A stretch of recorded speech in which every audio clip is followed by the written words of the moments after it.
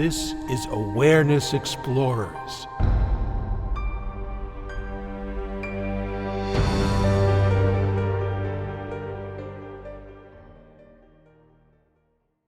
Welcome back, Explorers, to Awareness Explorers. Always great to have you. Thanks for tuning in. I'm the co-host, Jonathan Robinson, and I'm with my friend and co-host, Brian Tom O'Connor. And we're excited to have Neelam, who's a spiritual teacher. I'll talk about her in a moment. But it's always great to have a spiritual teacher of some renown and who is someone who her teacher was somebody that I've met, and we'll talk about that.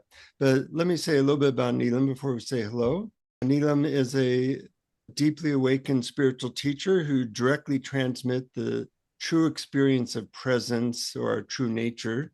She's a direct disciple of H.W. Poonja, affectionately known as Papaji. And Neelam's teachings on the role of the nervous system in awakening and freedom are the missing link of non-duality and our quest for spiritual awakening and freedom. Neelam is a native of Poland, living right now in New Mexico, who has been giving satsang internationally since 1995.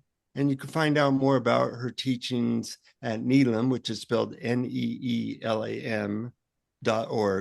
And welcome to Awareness Explorer, Neelam. Thank you. I'm glad to be here. Welcome. Yeah. I went to one of your satsangs recently, and it was beautiful. It reminded me a little bit of my time with our fellow acquaintance, Poonja, and we were talking before the show that I was there in 1992 at his home or ashram in India. How did you come across Poonja? You know, it's a little long story, so I'm going to try to keep it short. Okay. But I really had this very strong desire for truth, which I didn't really recognize even at that time for what it was. And I have been with other teachers before, one of them being Mother Mira. And I used to spend really long times in blissful meditation. I would sit for hours and hours and hours in bliss. However, when I would get up from the blissful meditation, I would experience extreme suffering. And that dichotomy, you know, at some point I remember just lying down and this thought arose within me that said, I want to find someone who can show me what is beyond this, you know, what is beyond this dichotomy of bliss and suffering. And very soon after, in the house where I was living, somebody brought a flyer of Gangaji. You know, Gangaji, a disciple of Papaji, who used to travel back then. She used to travel and she used to stay in the area for a month. She used to stay and do satsangs, you know. So and we interviewed Gangaji on Awareness Explorers, and we're both big fans of her. Yeah. And I looked at that flyer, you know, and I read it and I thought, well, she's a Western woman. She didn't spend like years in the ashram somewhere, you know, and she had this amazing experience. And so I went to see her. That's a little longer story too, but we don't mind. Yeah, okay. So I went, you know, and the first time I went, the love was so overwhelming in that satsang that my little ego just kind of shrunk a little bit. And I decided to stay away for a couple of meetings, you know. But then the urge, the desire for truth was really stronger than that. And I went back. And when I went back, my mind just completely dropped, you know. It just completely dropped into like just ongoing spaciousness. Just, you know, the nectar of our true nature just kind of constantly revealing itself. So eventually I have written a letter to Gangaji and described this. She invited me to sit with her and read the letter to everybody. which was amazing because just seeing the ocean of love, just looking back at me through so many different eyes. And so I remained in the satsang with her for a few more days. And at some point I saw, she always has the picture of Papaji when she sits there. And at some point I really saw Papaji, like as if for the first time, and I realized this is my teacher and I have to go to India. So What year is this, Neelam? 94. 94, huh? Yeah. So maybe 6 months later, I found myself in India with Papaji. Maybe 4 or 5 months later, I was in India with Papaji. So. And what was that first experience of Papaji like? And even before we go there, because I had this connection with Ramana before, a really strong connection with Ramana Maharshi. And then as I was considering to go to India, again, the mind arose and said, well, you haven't started your life yet. Maybe you have to get married and have children, and maybe you have to do this, and maybe, and that night, Papaji came in a dream. He came in a dream and he gave me this yellow rose. And he said, cut through the dream. And so I realized, this is all just past and I'm going to India. So I went to India. It's hard to describe Papaji because it's like, I used to say it's like Star Trek, presence, incredible presence in this human body, which to me, it was like everything you ever dreamed of and everything you maybe even subconsciously thought could be true. It actually is true, because here it is, it's an embodiment of presence, and such an incredible presence, so, I mean, words are very, very, very small and very difficult, to describe what it was like to sit in Papaji's presence. So, My experience with him was, I always felt like he was about to he was barely able to hold together all his joy. It really felt like there was so much joy moving through him that it was hard for his body to contain it. And of course, that's contagious when you're around that. of course, joy, presence, whatever we call it, Yeah. spaciousness, our true nature. So, yeah, of course, yes. And how long were you around him? I know he didn't he die in 1995? No, later 95. Yeah, I was there in 94, so maybe later in 95. I'm not sure right now of the date, Yeah. but I was there 5 months. Oh, wow. That's a long time. When I went there, and it was so amazing and so incredible. And I remember talking to a friend in satsang and saying, we are so lucky. We are so lucky to be here because there's so much stuff going on and so many different, teachers and teachings and different things. And here we are here, we are not somewhere. We are here, But I went and I had a ticket for just a month to stay there a month. And very quickly I realized, I'm not going anywhere. I'm going to stay here as long as needed, I'm just going to, this is, I just have to be here. So I'm wondering, what you see as how much transmission is part of this process of what we might call awakening, because obviously he and Ramana offer tools like who are you, but is it important to have a guru or a transmission?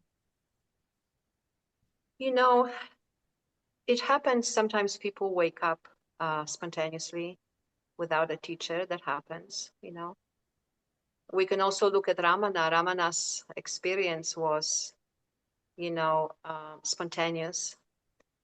He obviously had so much momentum for that experience from his past lives that it just naturally happened at some point, right? He Mhm. didn't need a teacher in the body, right? However, I would say for most of us, something is missing. And what I can speak from my own experience and from the experience of so many people that I know, many of my students that woke up, what was missing was really an element of trust. Mhm. Because awakening started to happen in my experience a couple of times at least before I met Papaji. But then there will be a moment of pulling back, because as I realized later, that certain amount of trust was missing. So when I went to see Papaji in the beginning, I was really sitting there a little bit in my own spiritual arrogance. I have had so many spiritual experiences. I have spent days and days in bliss and so on and so forth. And so I was sitting a little bit in my arrogance, with my hands crossed at front of my chest, kind of, and waiting, like, what are you going to show me? What are you going to give me? Give me your best shot. Right. And I wasn't even aware of that fully. You know what I mean? It was so subconscious, this kind of little bit of a posture, a little bit of a holding back. And only after meeting another teacher who spoke about her, it was actually Shanti Mai. She passed away not long ago. She was speaking about her devotion to her teacher. She was speaking about how she gave up her whole life, how she left her children, how she left everything behind and just totally devoted herself to her teacher. So I went back to Lucknow and I realized I have to follow every little movement that arises in my heart, and I have to just go for it. I have to just keep following it and not listen to the mind and just do whatever comes moment by moment, and that Mhm. eventually led me to a moment of full trust, and that was followed by awakening. And Well, there's two terms there that I'm fascinated by. One is trust in what? Trust has many layers. There's the trust in truth. There's trust in the teaching itself. Like to know beyond any doubt that you are this, that there's nothing else, right? Mhm. That you are spaciousness or consciousness or our true nature, right?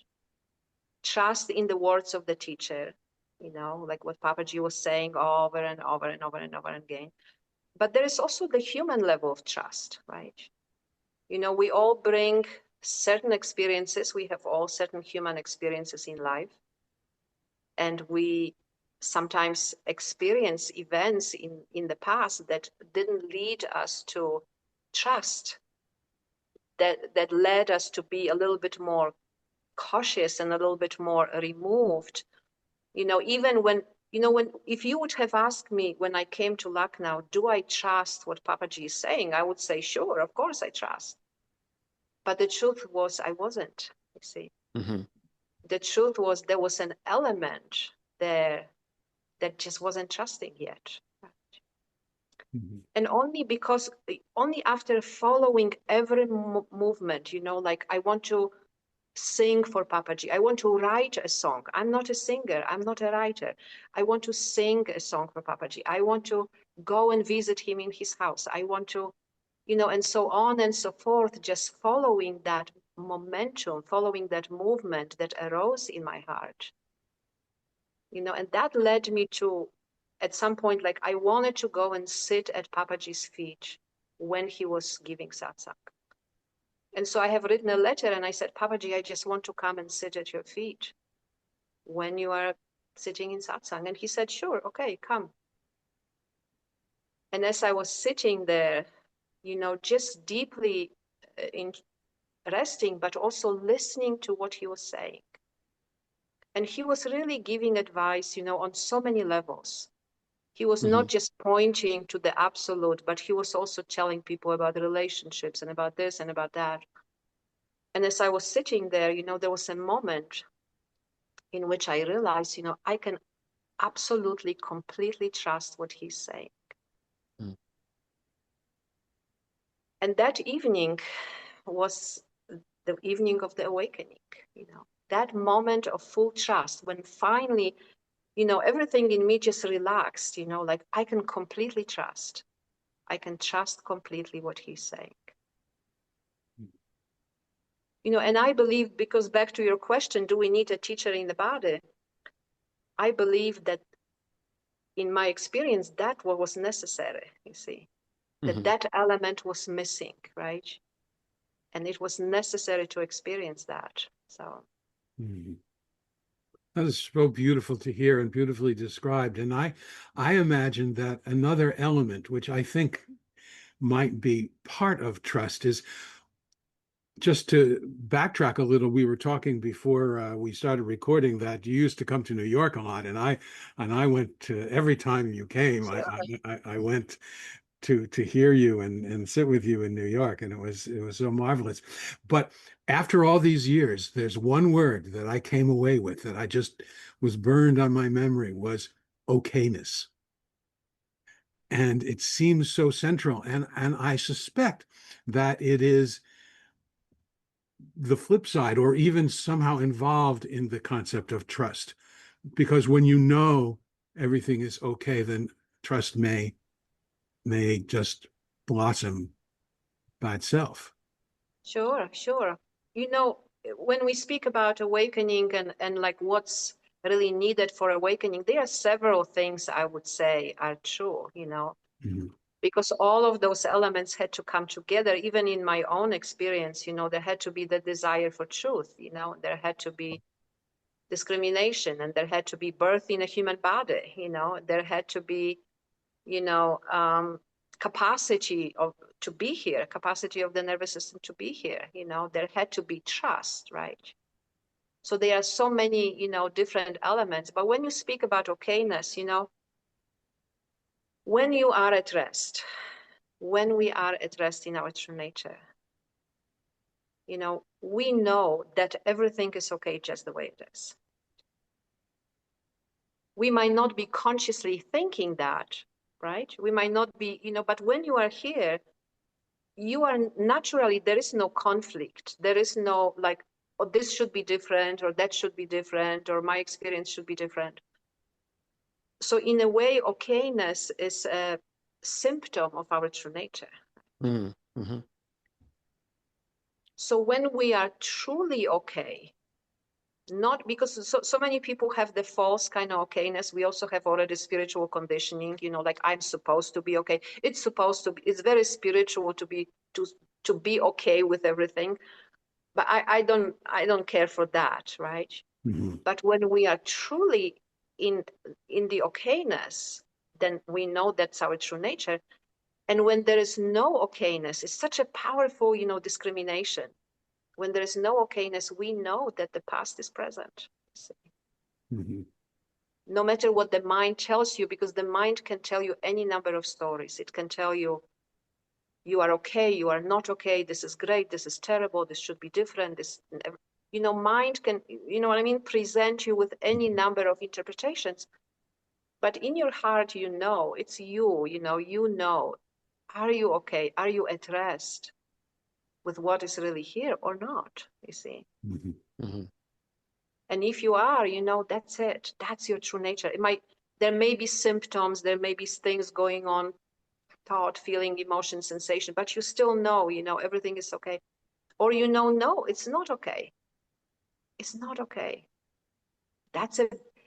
To realize that things are true, that we are truly in not okayness, that's a beginning of being present. That's really a beginning of returning to our true, when we truly can say, honestly, naturally, no, this is not okay. And that's a beginning of coming back to our true nature. So Is it because that we notice our true nature, is it because our true nature is already okay, even if That's the right. mind body thinks it's not? That's right. That's right. And also the moment of when we are aligned with what is, right? There's no struggle, there's no conflict, there's no interpretation. We are not trying for anything. We don't want anything to be different. That's a moment of that's a moment of presence, right? Mm. You know, even if the message is this is not okay, right?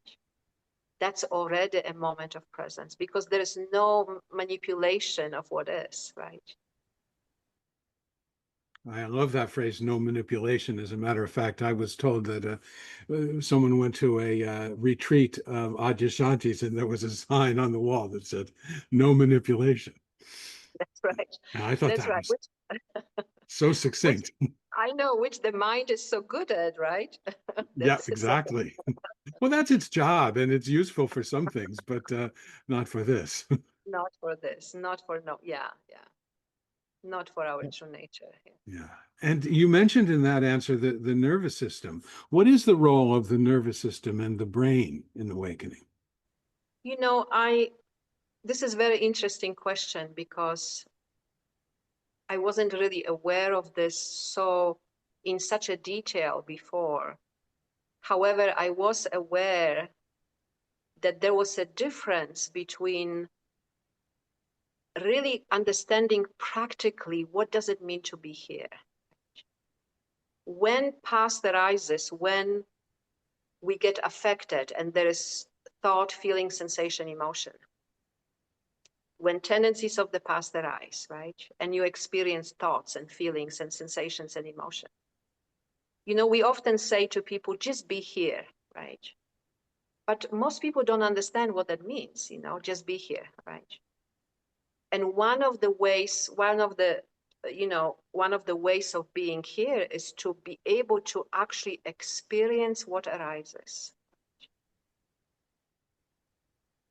Because past arises, right? Past arises, we can engage in it. That's called, you know, we get involved and we just reenact the past, right?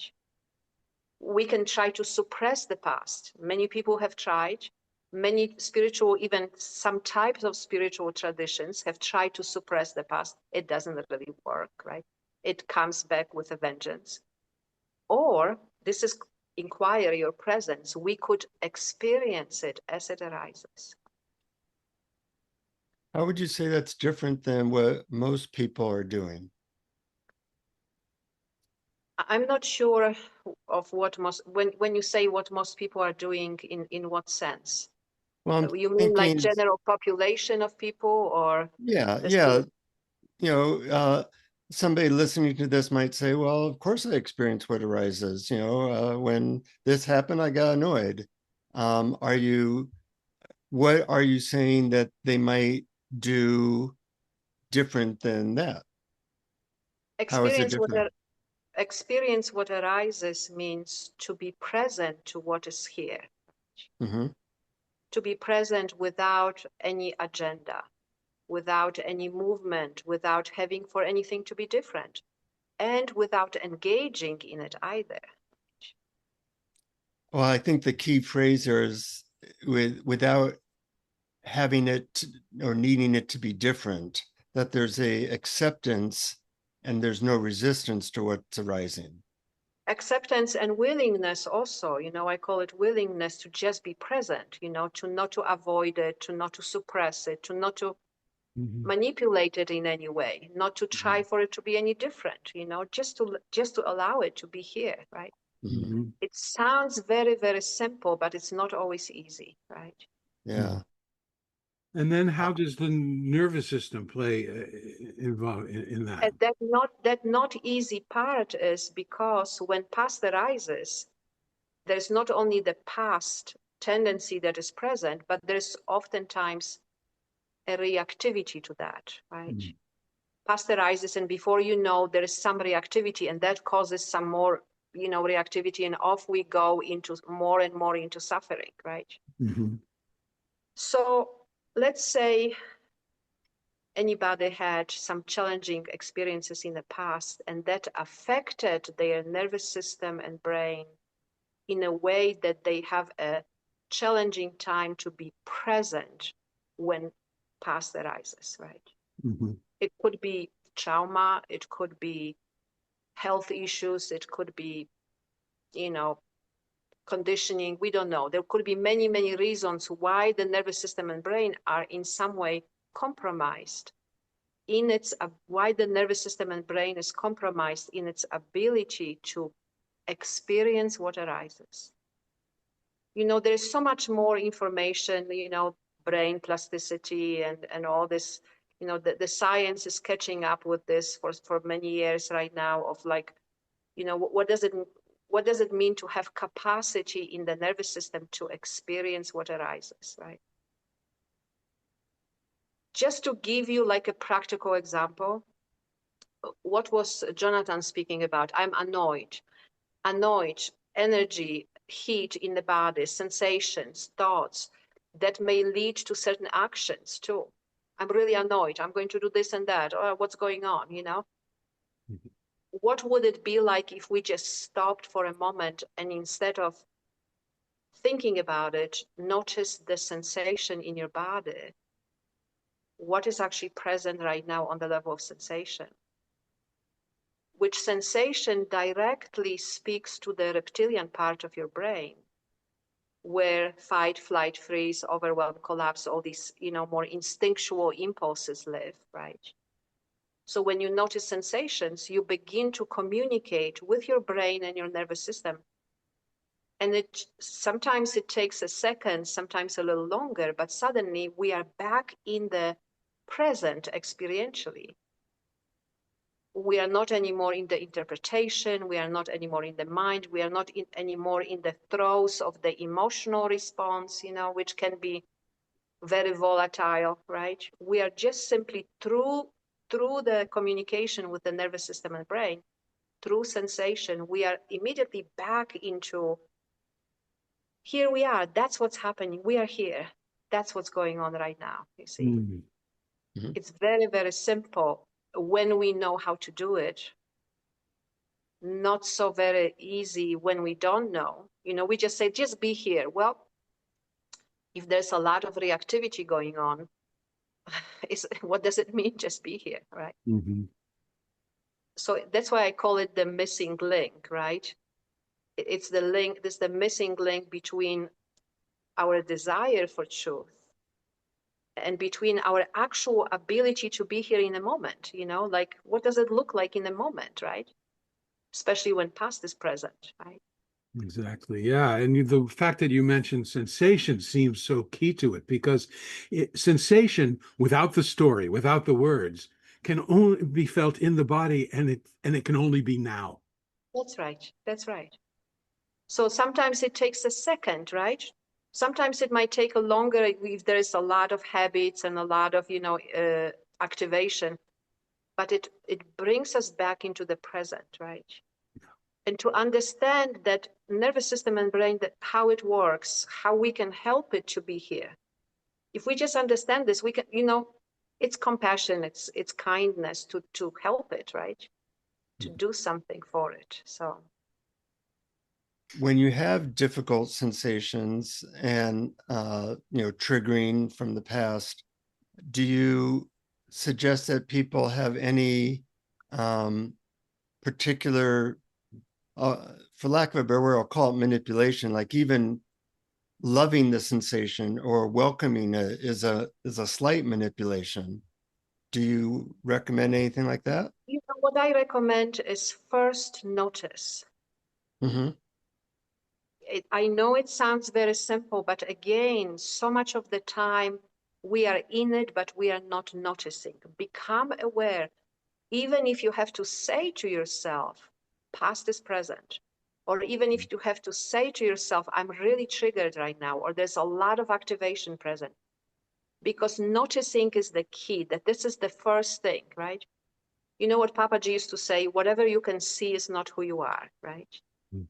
So if we can, first things first, be aware of what is present, right? Sometimes that is enough. Mm-hmm. Sometimes that is enough. Just a moment of awareness. Awareness is so powerful, right? The moment you pay attention to anything, even just for a moment, it's like, whoa, you know? But a lot of the time, there is already a lot going on in the physical body. There's sensation, and there's thought, and there's feeling, and there's emotion. So notice first, right? And then can you simply, this is a very, very subtle and very specific commitment. Can you just notice sensation in your body just the way it is right now? Nothing special, nothing, you know, complicated, whatever it is right now. Maybe, what would you say, Jonathan, right now? Any sensation that is present at this moment, you know? Mm-hmm. Just start anywhere, right? Beautiful. So wherever you start, tell me, wherever you start, right? Immediately you see something happens in that nervous system brain situation, and it begins to orient itself by here, right? Rather than by the past, right? Mm-hmm. That's a good Does that, description. does that make sense? Does that make sense? Yeah, Because yeah. that's like the noticing is the first thing, but there's one other thing that I want to say, and that is wrongness. Wrongness is the symptom of the past. Mm-hmm. So anytime a sense of wrongness arises, I'm wrong, I did something wrong, this is wrong, the world is wrong, it should be different. For sure, for sure, for sure, I guarantee this 100%, it's a symptom of the past. So it's another way in which we have to see it. We have to recognize it for what it is. See, discrimination is so important. See, past is present, I'm triggered. You are wrong, it's terrible, you did something, you shouldn't be. This is the past. Can't really go there either, you see. Mm-hmm. Can I be here? Mhm. Yeah, that's beautifully described. And it seems like what you're talking about, it turns our attention away from the world outside or from our thoughts about the past and our thoughts about the future and That's right. to sensation now That's right. without That's right. without our all of our strategies to change now. That's right. That's right. And you know, sometimes people come to satsang and they are ready. They don't need a lot of, you know, in between. They are just ready, you know, they just catch on fire like that. But many of us come and we need something, you know what I mean? And that is one of those missing, I call it missing link, you know, because sometimes people need to really understand, like, oh yeah, that's how I can be here, you know? Mhm. So. You mentioned earlier, Neelam, that you had, before meeting Papaji, a fair amount of meditation and bliss. So I'm wondering, when you had this awakening with him, what actually do you feel changed in you? You know, dramatic change, absolutely dramatic change that wasn't visible on the surface. And ultimately it was, you know, ultimately if you see, of course it was. But, you know, on the inner, I would say, I went in with a fist closed and I came out like this. Mm-hmm. You know, and the change is that, you know, awakening is really beyond everything. So when I speak about awakening, I mean a permanent shift from identifying yourself as this body to knowing yourself as presence. And I say permanent because on the way we can have a lot of experiences that we can call awakenings, you know? Mm-hmm. And that's okay to call it that, you know, but I just want to clarify what I mean by awakening, right? Because in that moment, you know, it's just something really burned completely through. You know, sitting, that's an interesting story. You want to hear a little bit of the story Yes, of Sure. how it please. came? After that satsang, I went to eat with somebody, you know, India, a restaurant on a roof. And I start to feel the fear of death arising. Mm-hmm. And there is that resistance to wanting to experience that. So it comes up and goes back down, and comes up and goes back down. And then I leave that restaurant and I walk out on the street, and 3 little Indian girls come up to me wordlessly, and they each give me a little flower. And in that moment, just my heart just opens, and I know, like, I just have to go and sit and just let it come, you see.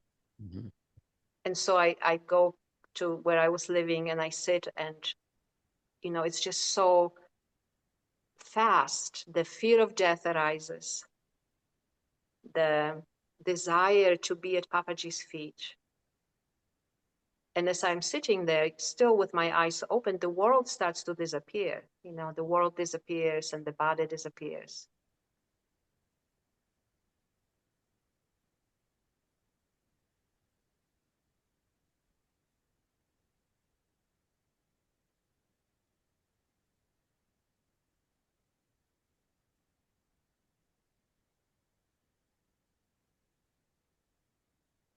In that moment, something shifted.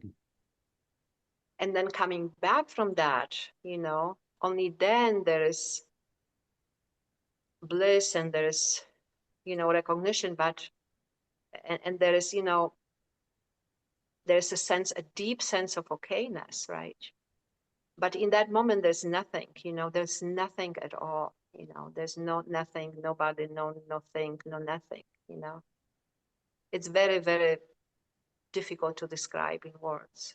Mm-hmm. So,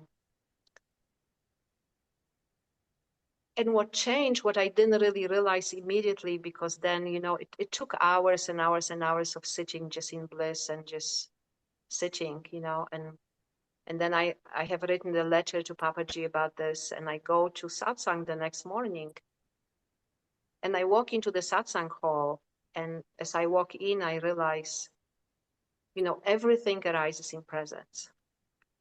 The satsang arises in presence, Papaji arises in presence, Neelam arises in presence. As before, there was Neelam and Papaji was out there, and there was something, and there was the sat, and there was the, now everything is just arising here. Mhm. No separation. So. Does that have to be for everybody? Because I imagine everybody is slightly different. Does that have to be one moment? For example, you have a video called Everything is a Projection of Our Mind, and you said in every moment we can bring our attention to the spaciousness of our true nature. Of course. But you went on to say there doesn't have to be this final disidentification, because in a moment by moment, we actually have a choice to bring our attention to the spaciousness of our true nature. That's true, Brian. However, when we talk about awakening, it is really a moment. Mm-hmm. I have spoken to so many people, so many of my students have had this experience, but it's a moment in which really there is a, like as before, there was a continuous desire for truth, right?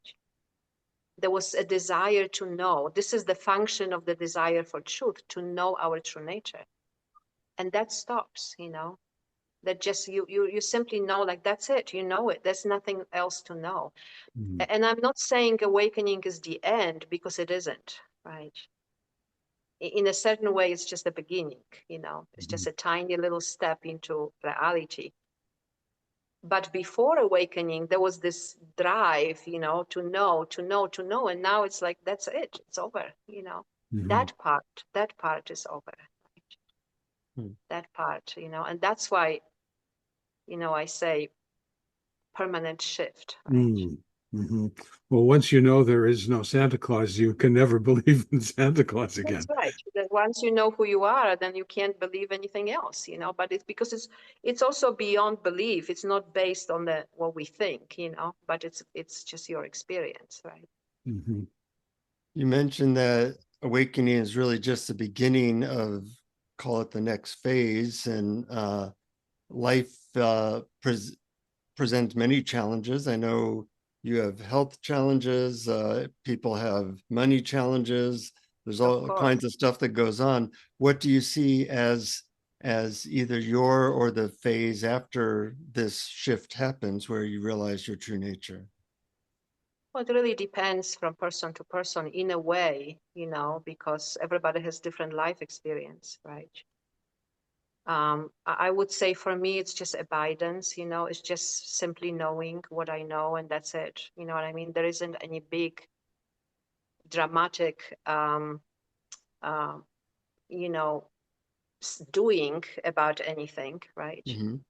And at the same time, it is really just a much, it's hard to speak about it in words, but I would say a much deeper willingness and capacity to be present to what arises, right? Mhm. Even if that's Just suffering.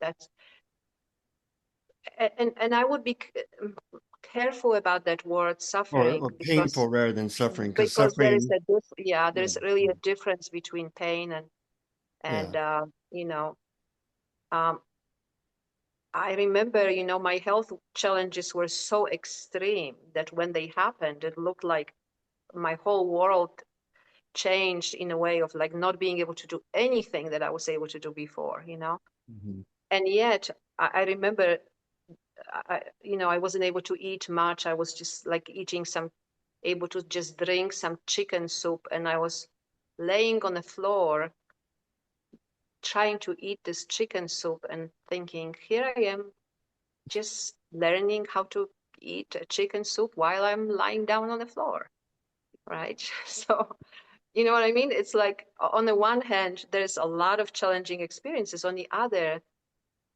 when you're really relying on your true nature, when you're really resting here, I'm not saying it's easy, but honestly, I don't know how people do it without it.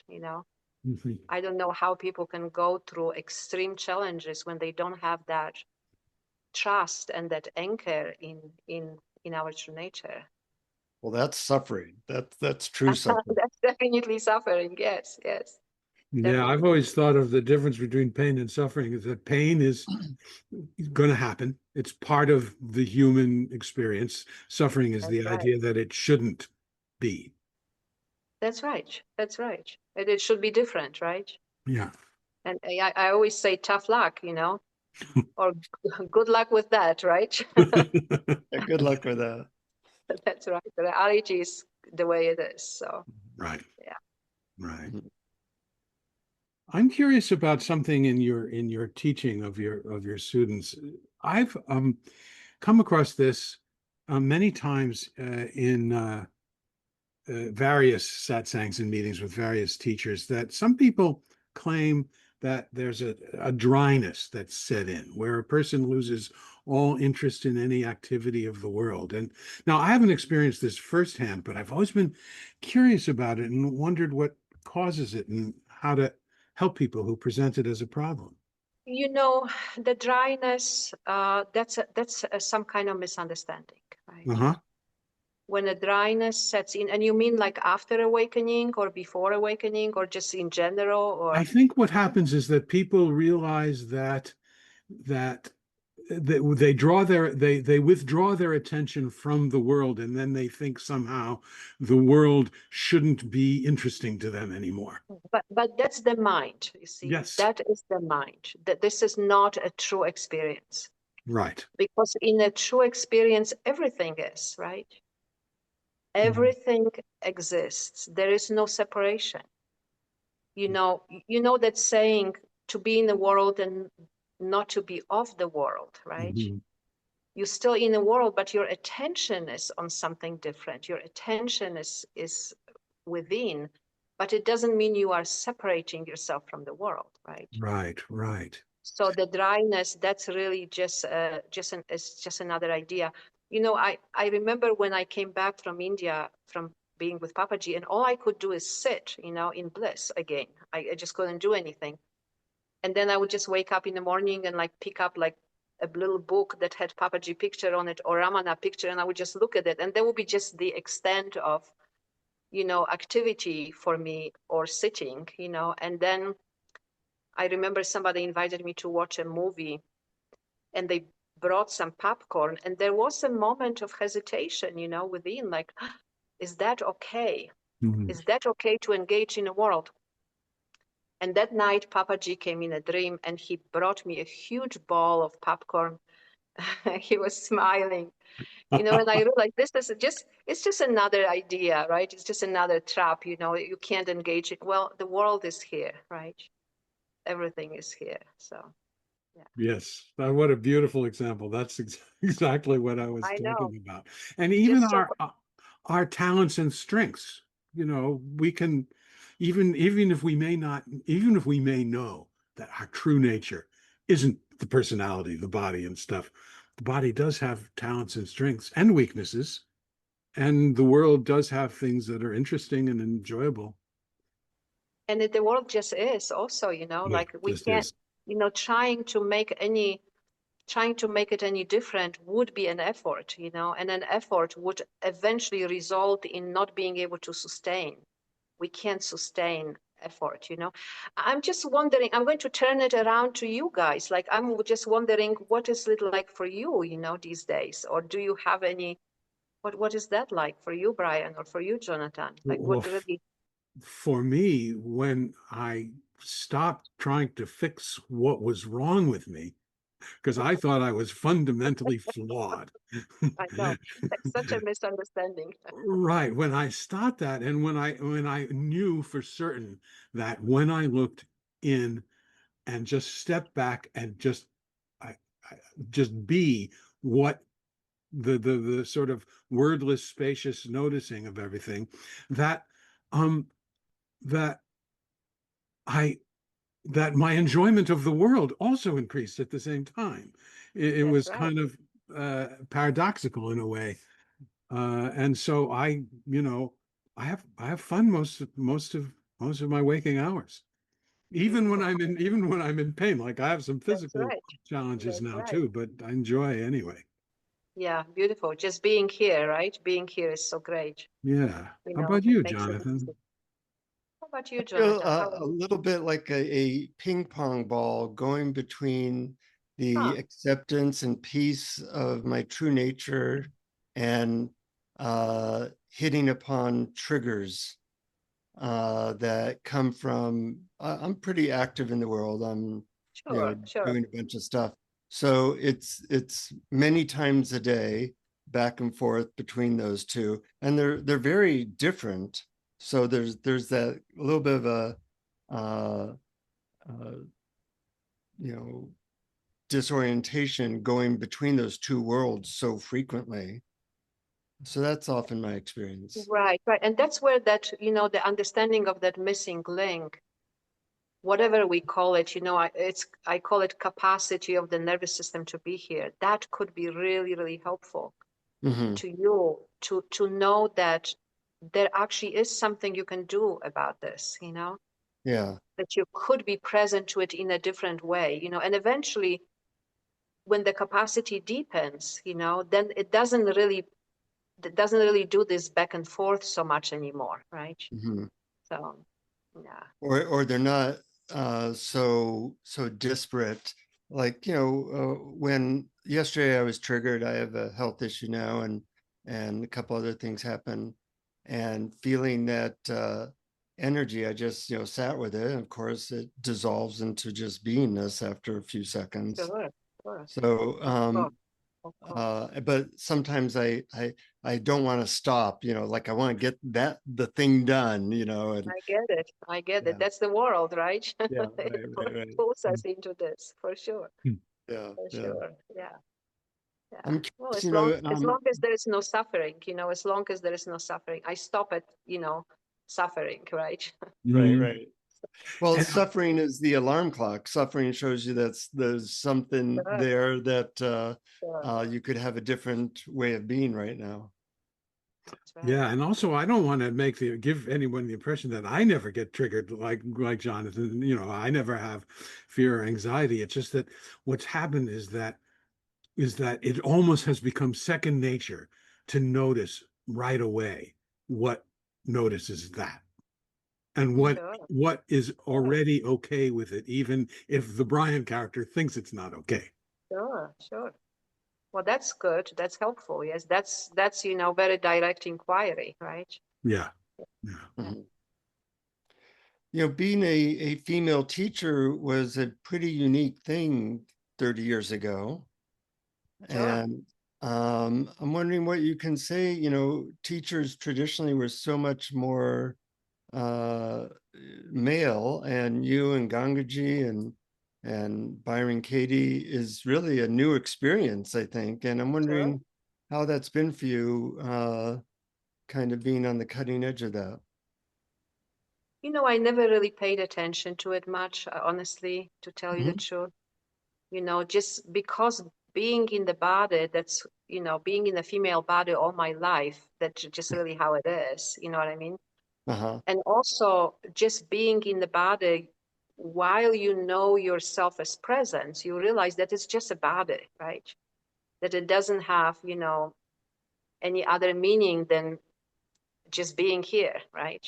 Like Mhm. any other body would, So I never really gave it too much thought in that way. Mhm. However, I believe, and these qualities are not just female. I believe that male people or teachers can have them also. There is definitely, maybe more focus on kindness or tenderness, or, I call it kindness or tenderness. Some people call it compassion, Mhm. and some people, as a reflection to me, because that's, I don't really experience myself from the outside, but as a reflection, they really relate to and gravitate towards that. What they experience as kindness, what they experience as compassion, what they experience as tenderness, which Mhm. for me is just natural, and or, I don't really see it just as a female, quality, right? So, but sure, it was interesting, but again, not in that aspect. For me, it was just interesting because the satsang was happening, it wasn't because of this or that. So, Mhm. Mhm. Having been around both male, well, you're right that there's a spectrum of what you could call more male energy and more female energy. They often don't correspond so much to the body. But for a while, I was around a teacher that was very, truth focused, very like warrior like. sure, And then being around female teachers, or even somebody like Adyashanti, who has more of a compassionate, kind presence, was sure, was sure. very balancing and healing for me.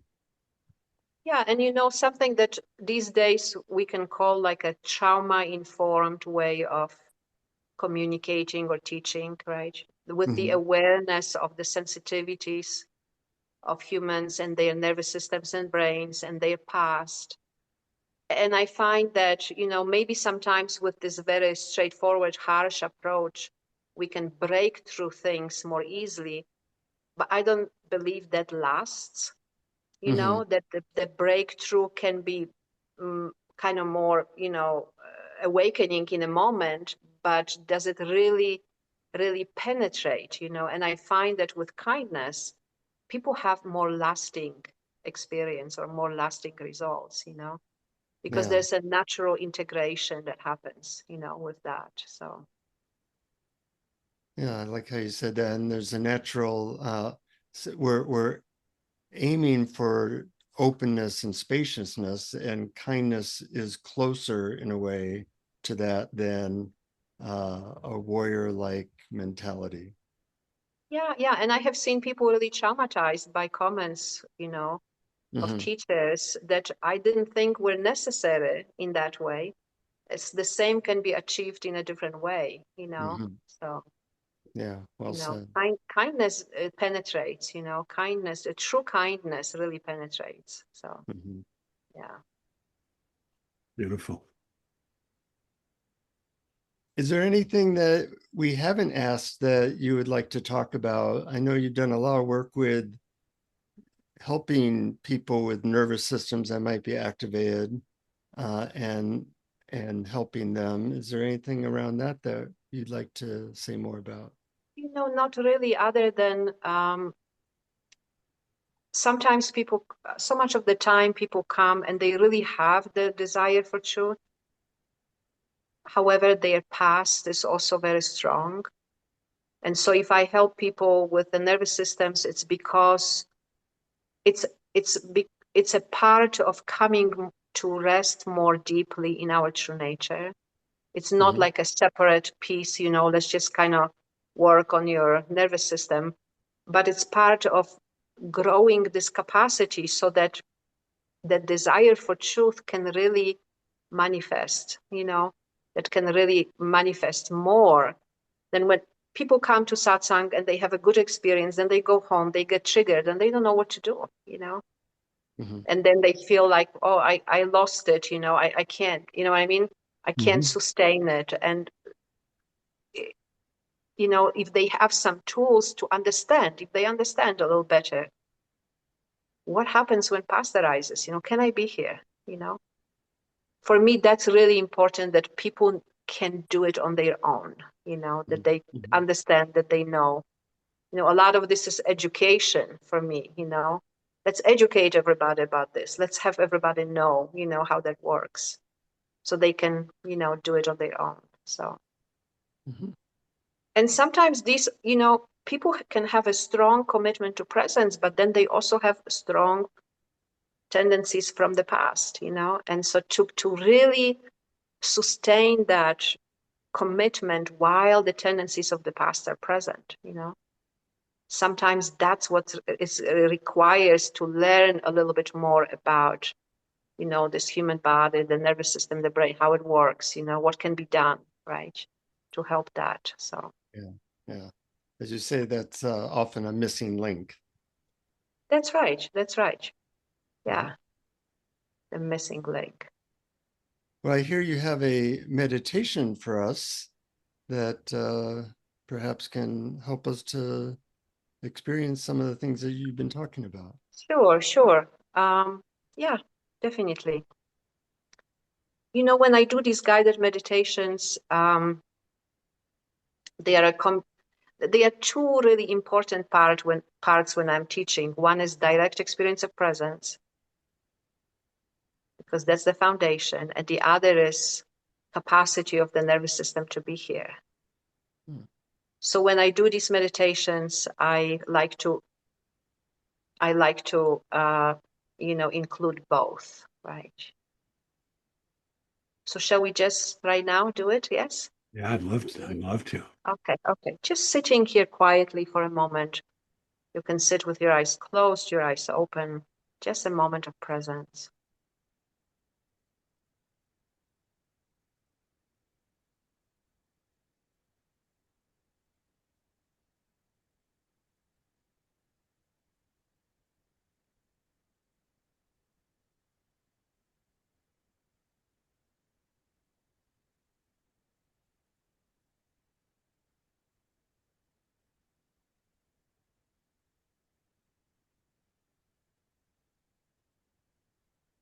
And just noticing that spaciousness of stillness.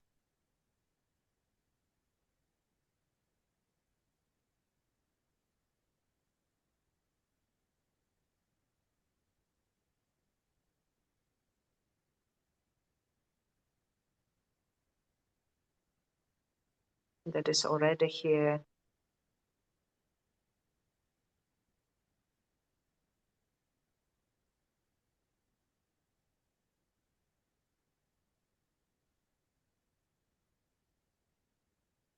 And that it always has been, always here.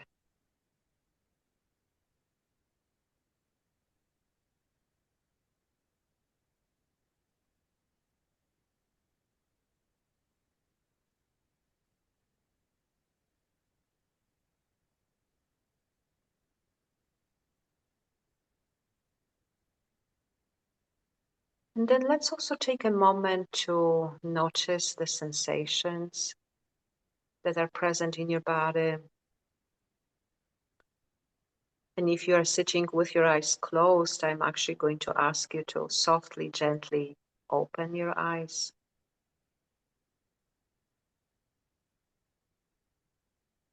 There is a nerve that goes from your eye into the back of your head, into the brain stem, into the brain.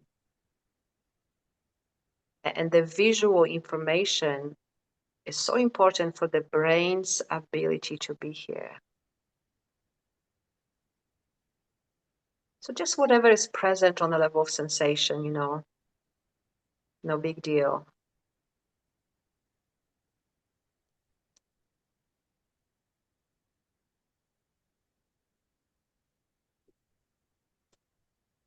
And also taking a moment to notice your environment, where you are sitting. You can even look around for a moment, like you know where you are at, but you are familiar with it, but we don't take time to look. Notice the shape and the color and texture. Even look behind you if you can.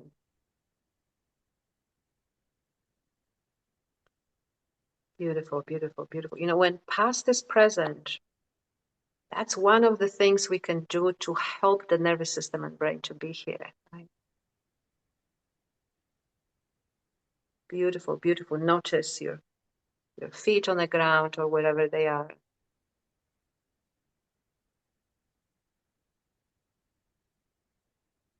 Maybe the weight of your body where you are sitting.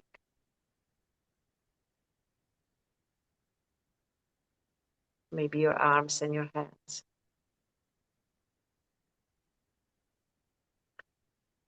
Good, good, lovely, lovely. And if there is a change in your experience from doing that change, I call that capacity, growing capacity of the nervous system to be here.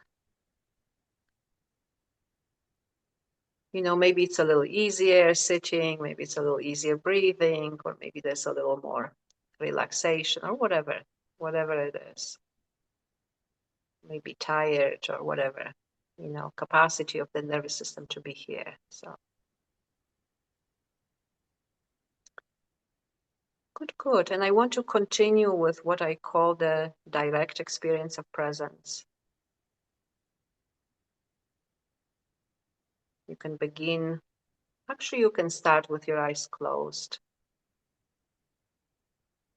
And when I say direct, I mean not through the senses, not through the mind, not as a memory, not as a sensory experience, not as a feeling.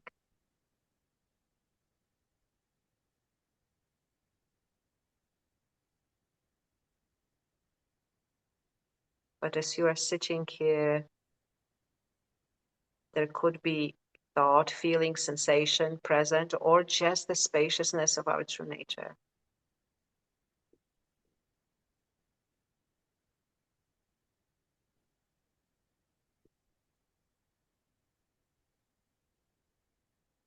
Everything that is present in your experience is okay. There is no problem with that.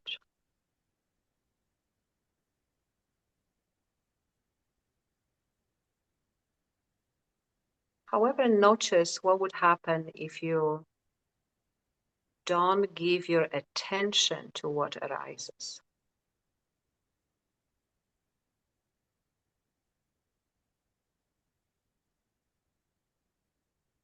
Papaji spoke about decision for freedom.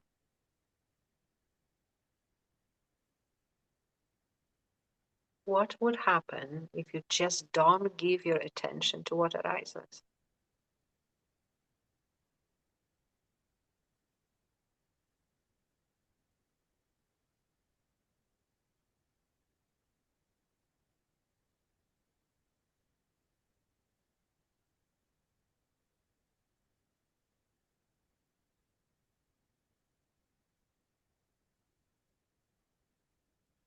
And take another moment.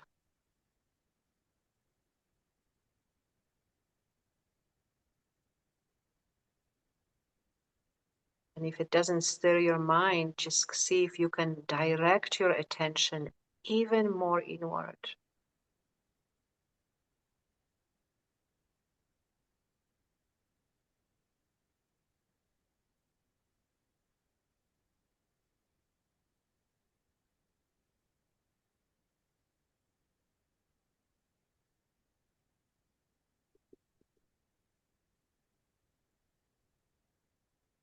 So what is that like right now, sitting here? Brian or Jonathan, what is it like? Or anybody that is listening to this, what is it like? If you want to use a word or two to describe it, what is that like, just sitting here? Deep peace and openness. Deep peace and openness. Beautiful, yes. Everything is appearing in one awareness. That's right, beautiful. Our true nature, right? Deep peace, openness, everything appears in awareness. Different words, different names for our true nature. Let's take another moment. Let's take another moment.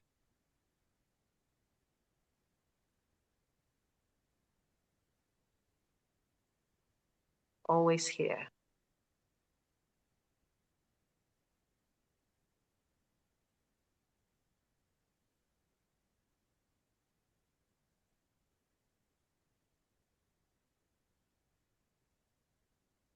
Beautiful, beautiful. And whoever is watching, you know, if anybody is watching this at home, you can do this, right? You can always do this. You can always, always come here. See? You can always come here.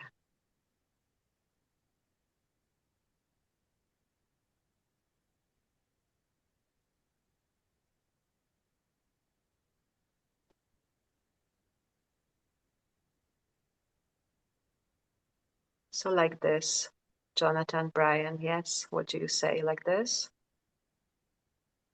Like that? Yes. Would you be willing to do it like this? Like you mentioned earlier, sometimes you don't want to leave, you just want to stay in that experience. That's right. That's right. Let's just stay for another moment. Yeah. Stay here.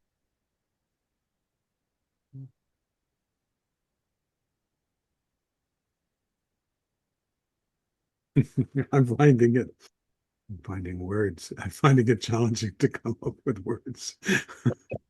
It's not. We don't need it.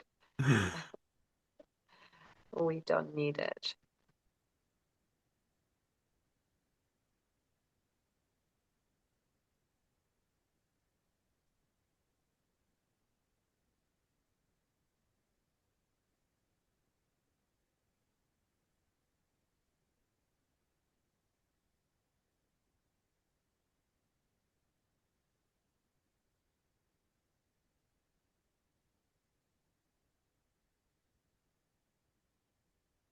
Mhm.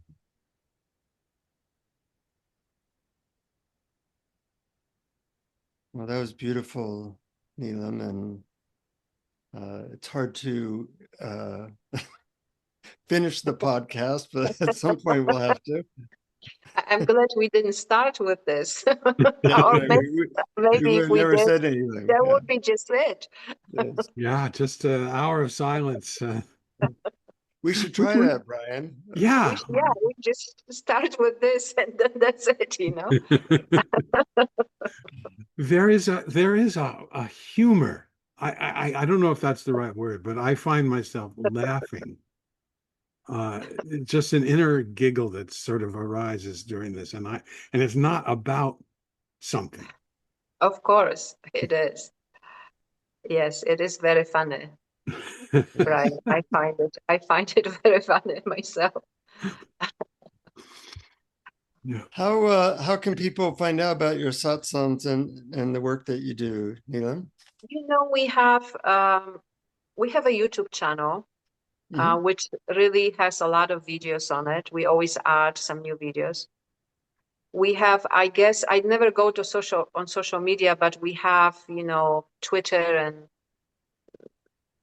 Instagram and Facebook, and of course our website. And the easiest way is, I guess, for people to just sign up for an emailing list. Mhm.